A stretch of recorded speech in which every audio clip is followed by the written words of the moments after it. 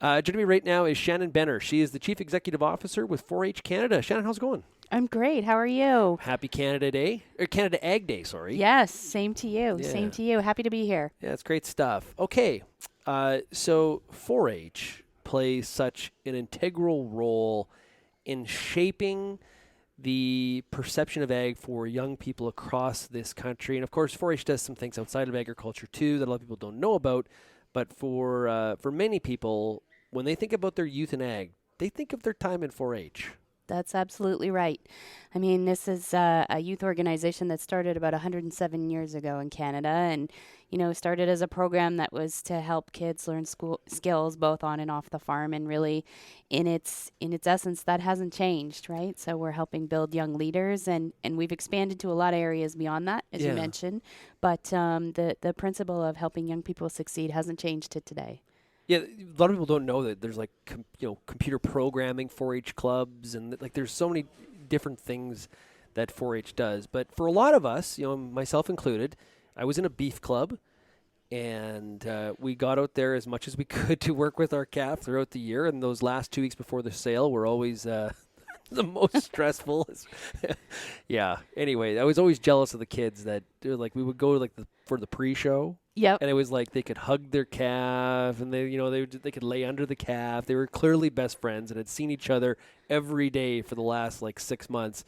And I was just happy to be able to get in the same pen without it running me over. But well, that heritage and that's still alive and well to today, and that part of our programming is a strong part of it. I mean, I think much like agriculture, 4-H has evolved. Who would have thought that technology would play such a big part in agriculture, and who would have thought 4-H had drone clubs today? But we've just caught up and advancing and being innovative, just like agriculture is. How's enrollment? Right now, it's holding steady in Canada. Our biggest challenge in Canada is geography. We need to be connecting and reaching with kids in rural communities, and that's really our focus. And so we're quite thrilled that our enrollment is holding steady, because in many rural communities, the youth population is declining. So, but nonetheless, there's still a lot of opportunity to be engaging more kids in Canada. And what are we trying to leave people with? Because for me, it's about, I think of responsibility. That's the word that I think of, is this responsibility to from a livestock club perspective to feed that animal, care for that animal. There's some showmanship that comes with it.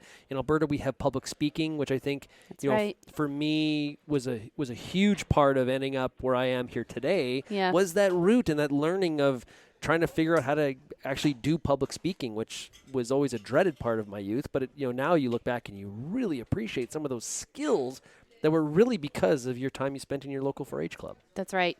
Whether it's communications, helping kids find what they're passionate about and talking about it, to really leadership, making a difference in their community. It's sort of all those values that surround the program that still remain to today. I think in its essence, though, when you think about whether Canada's looking to feed 9 billion people by 2050, or addressing climate change, from a perspective of 4-H, there's no better time than now to be making sure that every kid in Canada thrives. And so not surviving but thriving, and that's a big difference. There's really no reason why we shouldn't have every young person thriving. And so the program's really about helping young people succeed and be leaders and having success after high school and having post-secondary achievement. And so whether that's scholarships, whether that's helping them get career skills, outside of the traditional school environment, just really augmenting what they can do and what they can, set them above to be thriving and succeeding in life. Really, that's our goal. Right. So do you know how many different lanes there is for different clubs? We can, there's sheep clubs and beef clubs and dairy clubs and equine clubs, and how many different streams are there? Yeah. Do you know? We have 4 pillars, so we call them our 4 leadership pillars. So that's communications and community engagement. That's the public speaking and the community service you talk about, and what was so impactful for you. There's science and technology, so the drones and precision ag type programming. We also have a 4-H Canada National Science Fair and a direct stream to the Canada-wide Science Fair as a not-for-profit, the only organization that does that. Oh, cool. So that rural kids can be accessing science, the environment and healthy living, and then our sort of bread and butter, sustainable ag and food security.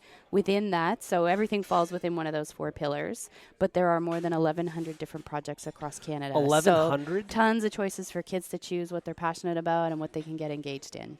So if a parent had the excuse that, there's just nothing that interests my kid in, that's not a very good excuse. Yeah. Surely in That those won't really 1,100, fly. there's something. That's right. That's right. So it really varies province to province, Yeah. and also is driven a lot by the leader and what the leader is comfortable leading and Right. Working with young We people see some on. mixed clubs now Yeah. where basically you can take on a project, whether it's, one of our local ones that just kind of got started again in turn. When I grew up, it was just a beef club, and then it kind of shut down after a while. Well, now it's back, and it refired up as a sheep club, but now you can have beef as well. So it's like a Cool. mixed group. Yeah. Yeah. Really, it's about what's relevant to kids and kids in that community. So, the kids and the leaders sit down and they determine and what they're gonna do as their projects. But they've got some pretty great choices. Now we focus on the kids, and that they're obviously integral. But you've mentioned the leaders, and without those leaders of those clubs, I don't know how any of this works. That's right. It doesn't. The leaders are the heart of 4-H. They are, they have green blood and they drive the program. It's a pretty cool thing when you think about something that started 107 years ago and now at the grassroots level has spread around the world to work with nearly 8 million kids in nearly 100 countries because it spread from leader to leader and really speaks to the passion and what they give to young people, those adult-youth caring partnerships. It's pretty phenomenal, and they are 4-H. So we've talked about kind of the evolution of 4-H, and, when I, growing up, it was like sort of you were just enrolled. Like it was expected. You did it. It was a part of the rural community. Your parents were either connected to the leader or they were the leader. There was that connection in the rural community. You mentioned the declining rural population. We are trying to recruit and get more urban kids into 4-H. That changes the marketing of the organization, or it presents some challenges because you don't have that sort of heritage to build off of, where it was just expected you went into this program. That recruitment has to be an ever-growing challenge for you. That's right. I mean, if you look at urban communities, 4-H isn't plug and play, right? We don't have a brand. We don't have a multi-generational heritage to rest back on. It's really where we have to be relevant to kids today and ensure that we're engaging them in the channels of how they engage and digitally and all those great things, but in talking their language. There's a ton of opportunity in all communities, remote, rural, suburban, and urban, to be relevant to young people and engaging them. Awesome stuff. Do you know what percent of the kids that are in 4-H in Canada, what percent would be urban versus rural now? Do you know that? About between 50 and 60%, varies by province, still remain in rural and farm communities. Roughly 30% is suburban, and so about 10% in urban communities. But that's a growing share for sure. Absolutely. Yeah. Well, Shannon, really appreciate you joining us here today, and happy Canada's Ag Day, and look forward to talking again soon. My pleasure. Thanks for having me. That is Shannon Benner. She is the Chief Executive Officer with 4-H Canada.